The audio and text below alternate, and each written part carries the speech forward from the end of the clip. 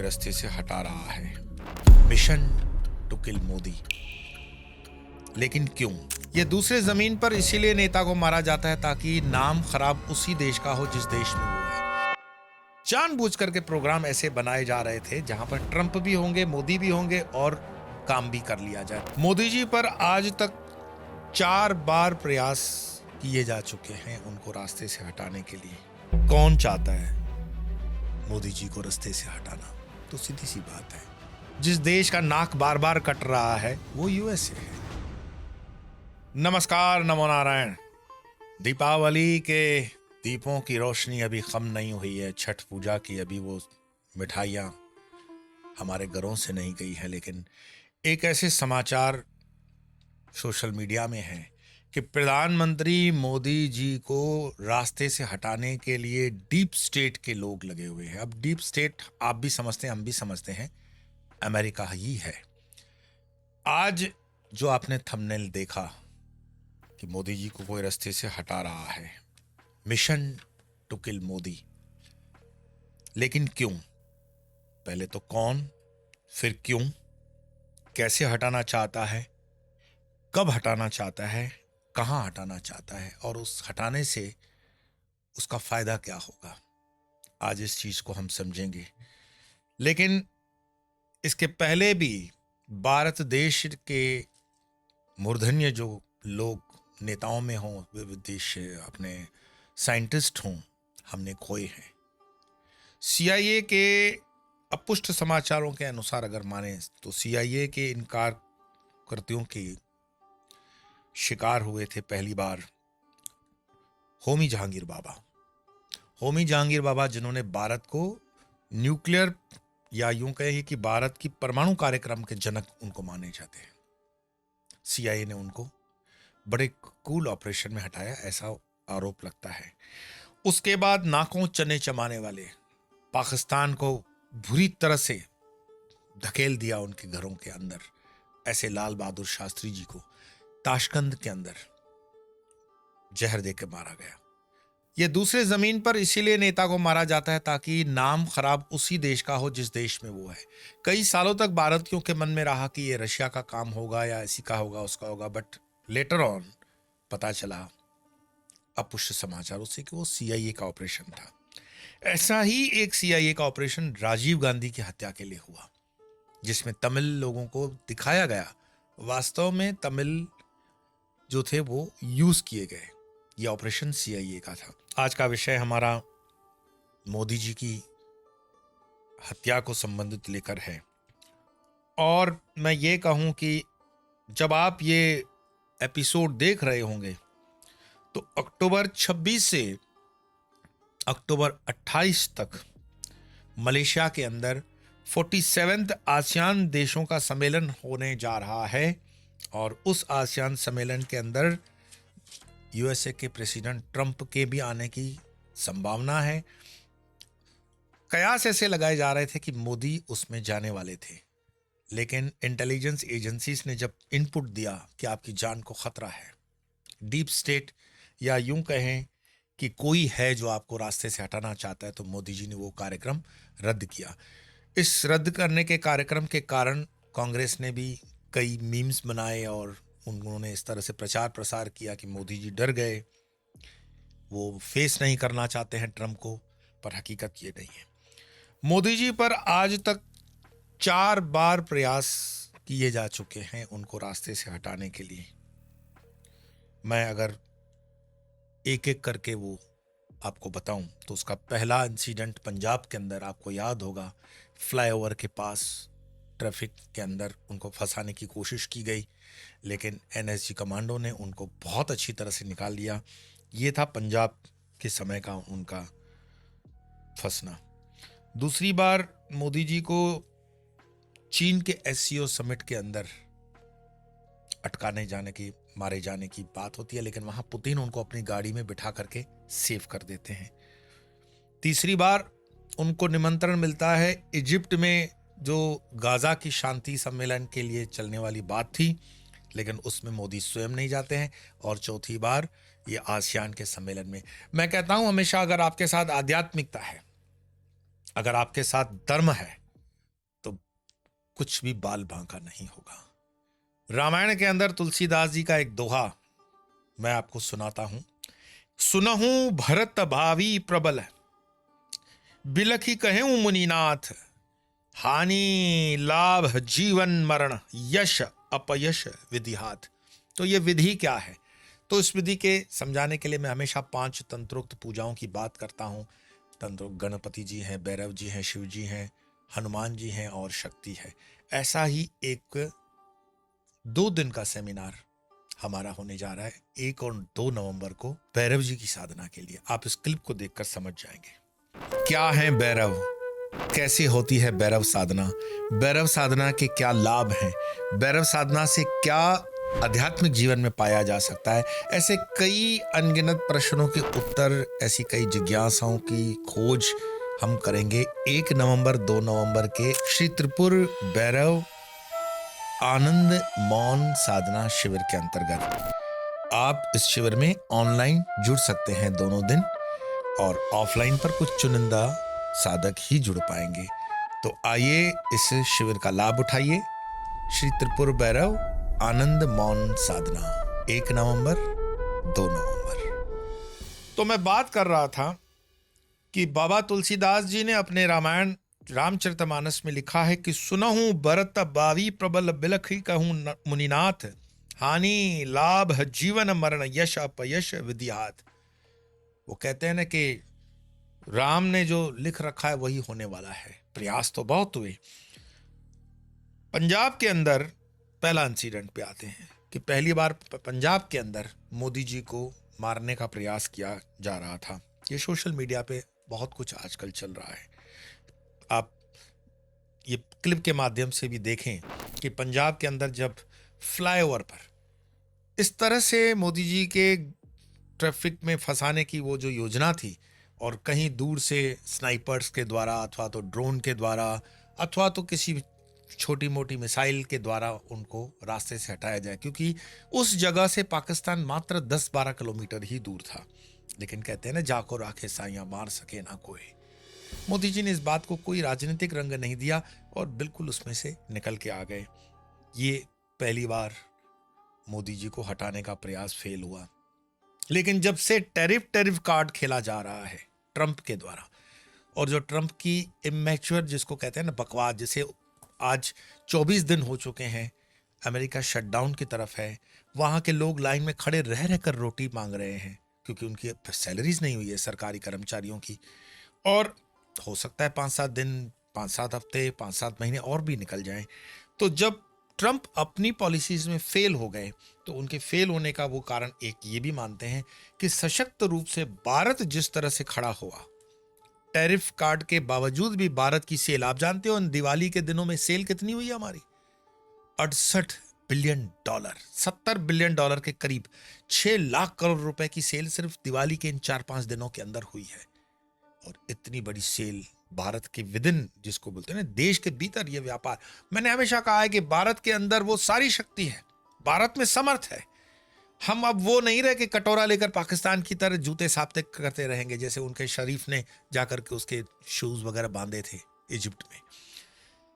तो चीन के अंदर जो दूसरा कार्यक्रम हुआ, कब?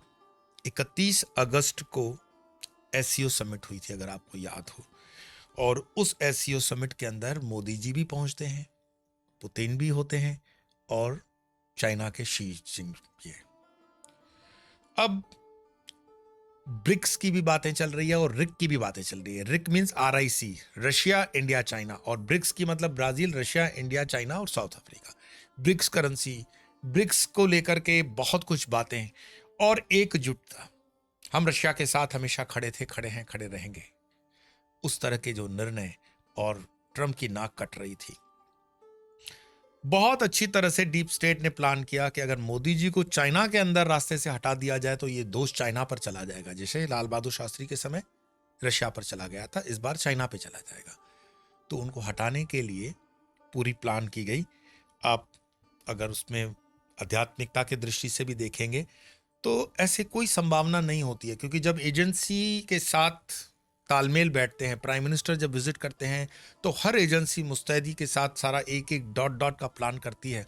ऐसा हो नहीं सकता कि मोदी जी अचानक से अपना मन बदल करके पुतिन की कार में बैठ जाए, या पुतिन जैसा व्यक्ति 10 मिनट तक वेट करके उनका हाथ पकड़ करके अपनी गाड़ी में उनको बिठाए, और अपनी गाड़ी में बिठाने के बाद 45 मिनट वो गाड़ी में बात करते हैं, जबकि रास्ता मात्र 10 मिनट का था। तो एजेंसी ने यहाँ पर ज़रूर उनको अपडेट किया होगा कि कुछ न कुछ विशेष होने वाला है, और आपके मित्र यानी कि मोदी जी और पुतिन, इन दोनों को संरक्षण देकर के बचाना बहुत ज़रूरी था। नो डाउट इसमें भारतीय रॉ एजेंसी के भी जो अफसर उस समय रहे होंगे, एक दूसरे के साथ कम्युनिकेशन में रहे होंगे। पहले तो आप ये क्लिप देखिए जहां पुतिन मोदी जी को अपनी गाड़ी में बिठा करके ले जाते हैं। पीएम मोदी का 10 मिनट तक इंतजार करते रहे पुतिन, फिर साथ में किया कार में सफर। प्रधानमंत्री नरेंद्र मोदी का चीन दौरा बेहद ही खास रहा। यहाँ वो एससीओ शिखर सम्मेलन के लिए पहुँचे थे। पीएम मोदी ने यहाँ अपने खास दोस्त रूसी राष्ट्रपति व्लादिमीर पुतिन से भी मुलाकात की। दोनों नेताओं की दोस्ती और आपसी बातचीत खूब सुर्खियाँ बटोर रही है। खास बात यह है कि पुतिन और मोदी ने एक ही कार में ट्रैवल भी किया। एससीओ समिट स्थल से होटल तक की यात्रा के दौरान ये दिलचस्प वाकया सामने आया था। दरअसल पुतिन ने पीएम मोदी के साथ एक ही कार से जाने की इच्छा जताई। इसके लिए उन्होंने लगभग 10 मिनट तक इंतजार किया। इसके बाद दोनों नेता पुतिन की कार में बैठे और कई मुद्दों पर चर्चा की। होटल पहुंचने के बाद भी दोनों नेताओं ने कार में ही लगभग 45 मिनट तक बातचीत जारी रखी। इसके बाद करीब 1 घंटे तक औपचारिक द्विपक्षीय बैठक भी हुई। तो आपने देखा कि किस तरह से गाड़ी के अंदर वो दोनों बातें कर रहे हैं, और दोनों के बीच में कोई तीसरा ट्रांसलेटर नहीं है। हमेशा ट्रांसलेट करने वाला एक व्यक्ति होता है, लेकिन कार में कोई नहीं है। तो क्या बात हुई होगी ये आप खुद समझ सकते हो। पुतिन का इंतजार करके उनको कार में बिठाना, उनको साफ उस जगह से ले जाना, होटल तक 45 मिनट उनके साथ कार के अंदर बातचीत चलाना, इंटेल के इनपुट को किस तरह से उन्होंने अच्छी तरह से, क्योंकि पुतिन खुद केजीबी के साथ काम कर चुके हैं, एक अच्छे अफसर रह चुके हैं वो, और साथ साथ में एक भारतीय प्रधानमंत्री होने के नाते रॉ और दूसरी हमारी जो एजेंसी रही होगी वो भी सुरक्षा में प्रधानमंत्री के होंगी। लेकिन फिर कहते हैं ना, हर जो आरोपी या जिसको कहते हैं जो हर अपराधी होता है उसका दिन आते हैं। तो ये जो प्लान कर रहा था व्यक्ति, जिसको ये असाइनमेंट दी गई थी डीप स्टेट के द्वारा, वो बैठा हुआ था ढाका में, और ढाका में उस व्यक्ति को कहा जाता है सोशल मीडिया पे कि केजीबी ने साफ कर दिया। ढाका की 5 स्टार होटल में उस व्यक्ति को कोल्ड ब्लडेड रास्ते से हटा दिया गया। आप इस क्लिप को देखेंगे तो समझ जाएंगे। ये खबर 100% सच है कि एक अमेरिकी नागरिक की रहस्यमयी परिस्थितियों में बांग्लादेश के होटल में मौत हो गई, लेकिन उसके बाद जो हुआ वो आपके होश उड़ा देगा। दरअसल पीएम मोदी 31 अगस्त को चीन के दौरे पर थे। उसी दिन ढाका के एक 5 स्टार होटल में अमेरिकी नागरिक टेरेंस अर्विल जैक्सन की डेड बॉडी मिली।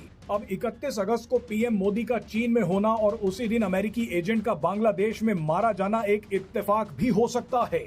लेकिन उसके अगले ही दिन 1 सितंबर को जब रूस के राष्ट्रपति व्लादिमीर पुतिन सारे प्रोटोकॉल छोड़कर अपनी कार में पीएम मोदी को होटल लेने पहुंच गए, तो उस दिन की घटना को अब कई लोग बांग्लादेश की घटना से जोड़कर देख रहे हैं। इस खबर की सोशल मीडिया पर भयंकर चर्चा हो रही है। कई लोग तो यहां तक दावा कर रहे हैं कि बांग्लादेश में मारा गया टेरेंस ऑर्वेल जैक्सन बांग्लादेश में भारत, पीएम मोदी और रूस के खिलाफ षड्यंत्र कर रहा था, और इसकी भनक रूस की खुफिया एजेंसियों को लग गई। मीडिया रिपोर्ट्स में दावा किया जा रहा है कि मृत अमेरिकी नागरिक यूएस स्पेशल फोर्सेस से जुड़ा हो सकता है, लेकिन जिस तरह से जैक्सन के शव को बिना पोस्टमार्टम या जांच के अमेरिकी दूतावास को सौंप दिया गया, उसने पूरे दक्षिण एशिया में हड़कंप मचा दिया। तो आपने देखा कि किस तरह से ढाका में बैठा वो व्यक्ति कई टास्क पे काम कर रहा है। एक तो प्रधानमंत्री मोदी जी के लिए तो वो खतरा था ही, साथ ही जो रशिया बांग्लादेश के अंदर न्यूक्लियर एनर्जी का प्लांट यानी इलेक्ट्रिसिटी जनरेट करने के लिए वो प्लांट बना रहे थे, उसके साजो सामान जो एयरपोर्ट पर रखा हुआ थे उसमें आग लग जाती है और बहुत बड़ा नुकसान रशिया को होता है, और उसके लिए जवाबदार यही व्यक्ति जैक्सन माना गया और उसको रास्ते से हटा गया। जो भी देश की एजेंसियां होती है इंटेलिजेंस के लिए काम करती हैं, वो एक दूसरे के संपर्क में रहती है, और खासकर मित्र राष्ट्र जो होते हैं, जैसे भारत के लिए मित्र राष्ट्र रशिया है, इजराइल है, और यूरोप के भी कई देश हैं। तो इस तरह से एक दूसरे से सामंजस्य बिठा करके आदान प्रदान होता है सूचनाओं का। अब बढ़ते हैं एक और हत्या का प्रयास मोदी जी का करने का जो षड्यंत्र किया गया। 13 अक्टूबर 2025 जब गाजा में शांति का वो जो सारा पैकेज तैयार कर रहे थे ट्रंप, उसको कहते हैं शर्म एल शेख समिट, इजिप्ट के अंदर हुई थी। और इजिप्ट के प्रधानमंत्री ने अब्दुल अल सीसी ने विशेष मोदी को फोन करके निमंत्रण दिया था कि आप आओ, बड़े बड़े राष्ट्र के अध्यक्ष आ रहे हैं। और भारत का अपना एक लेवल तो है, लेकिन यहां पर भी एजेंसीज ने मोदी जी को कह रखा था कि आपको इजिप्ट के अंदर भी खतरा है। ऐसे लग रहा है कि कुछ जानबूझ करके प्रोग्राम ऐसे बनाए जा रहे थे जहां पर ट्रंप भी होंगे, मोदी भी होंगे और काम भी कर लिया जाए, ताकि ट्रंप पे भी कभी कोई उंगली ना उठा सके और वो राष्ट्र ऐसा राष्ट्र हो जिस पर हम ऐसा माने कि हाँ ये हो सकता है। वहां पर भी बड़ी सूझबूझ के साथ एजेंसीज की बात और इनपुट को लेते हुए, हालांकि उस मीटिंग के अंदर इजराइल भी का भी प्रधानमंत्री नहीं आया है, तो आप सोच सकते हो कि खेल क्या था। हो सकता है इसमें मोसाद ने ही हमारी एजेंसीज को सतर्क कर दिया गया हो कि भाई हमारे नाम पे चिट्ठी फटने वाली है, सावधान हो जाओ। तो अब आखिरी वाला जो मैं बता रहा था कि अब जो एक और प्रयास किया गया, वो प्रयास था मलेशिया के लिए। मलेशिया के लिए 47वें एशियान देशों की जो सम्मेलन होता है उसमें ट्रंप पहुंचते हैं और एक मीडिया में हाइप बनता है कि मोदी और ट्रंप की मुलाकात होगी। ट्रंप और मोदी की मुलाकात तो तब होगी जब मोदी जी जाएंगे, लेकिन इनपुट जब एजेंसीज का आता है कि आपको मलेशिया में भी खतरा है। आप मलेशिया में खतरे को इस तरह से समझ लो कि हिंदुस्तान का मोस्ट वांटेड व्यक्ति जाकिर नाइक, जिसको हम जोकर नाइक कहते हैं, वो मलेशिया में इस वक्त है और मलेशिया ने उसको भारत को सुपुर्द करने से इनकार कर दिया है। आप समझ सकते हो कि मलेशिया हमारा मित्र राष्ट्र है कि कौन सा राष्ट्र है। और उस राष्ट्र में जब मीटिंग हो रही हो तो सुरक्षा की गारंटी कौन देगा। और बड़े अच्छे तरीके से मोदी जी ने वो भी प्रोग्राम कैंसिल कर दिया। लेकिन डीप स्टेट के द्वारा कुछ पत्रकार प्लांटेड होते हैं। इस देश के अंदर भी कई ऐसे पत्रकार हैं जिनको बाहर से फंडिंग की जाती है। वो हवा ऐसे बनाते हैं कि मोदी जी डर गए। हालांकि कांग्रेस पार्टी ने भी ऐसा ही कुछ ट्वीट किया था, जो कि दुर्भाग्य है इस देश का कि हमें ऐसा अपोजिशन पार्टी मिला है जो देश में जनहित के कार्य नहीं कर पा रहा है। और कुछ पत्रकार, जैसे आप ये वाली क्लिप देखिए जहां पर रवीश कुमार जी क्या कह रहे हैं। 24 अक्टूबर को प्रधानमंत्री नरेंद्र मोदी बिहार जा रहे हैं चुनाव प्रचार के लिए, दो सभाएं करेंगे। तो इस हिसाब से 26 अक्टूबर को आसियान के सम्मेलन में नहीं जाने की बात थोड़ी जमती नहीं है। दीपावली वजह नहीं लगती।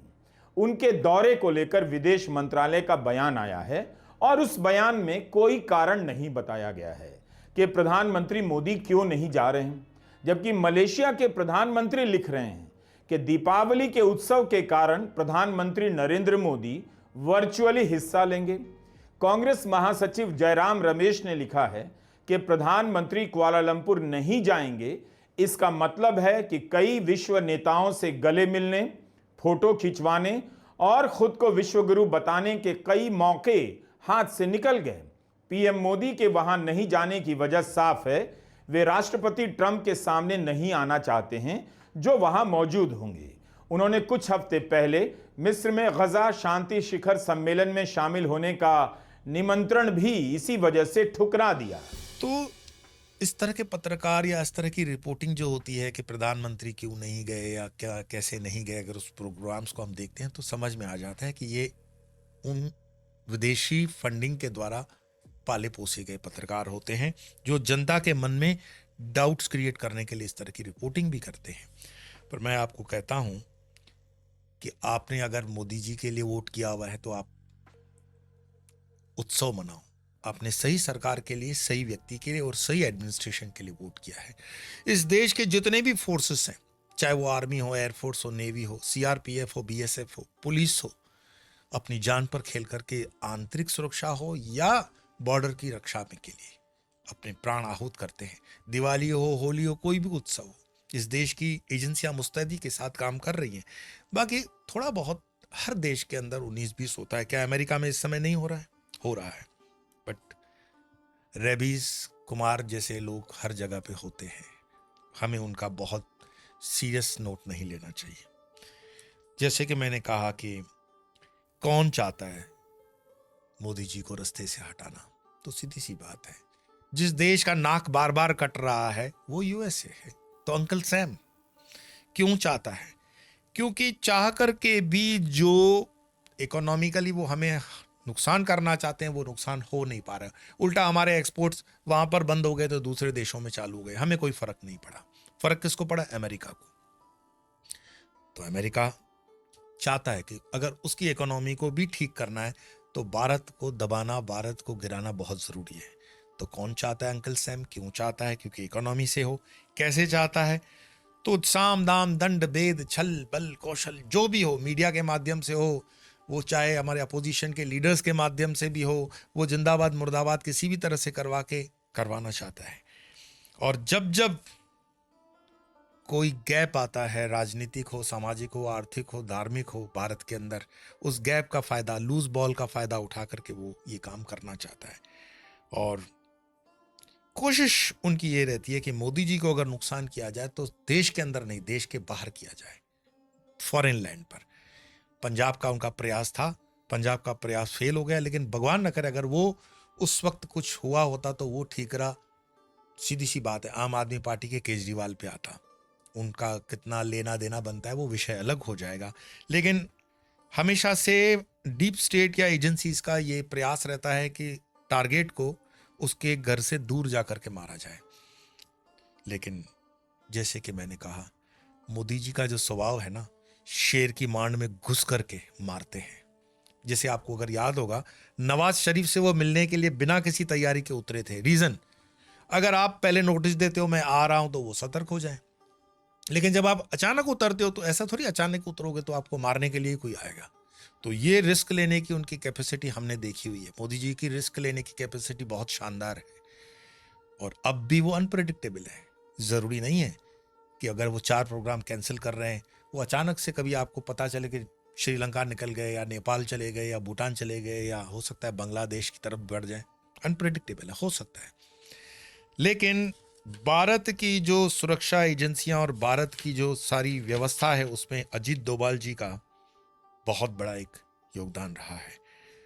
अजीत डोभाल जी को अगर आप इस क्लिप के माध्यम से समझना चाहें